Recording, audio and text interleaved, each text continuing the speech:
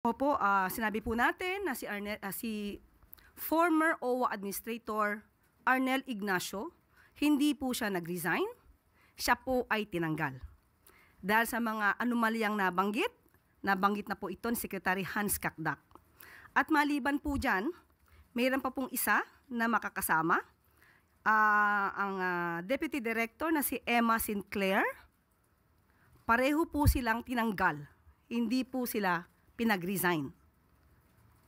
Ito lamang po ay isang senyales, maaari nating sabihin na ito ay panawagan ng Pangulo sa lahat ng mga nagtatrabaho sa ilalim niya.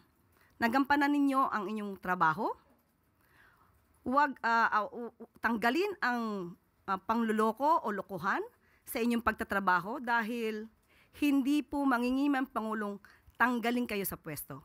You will all be fired kapag hindi nyo tinupad ang inyong mga obligasyon sa bayan.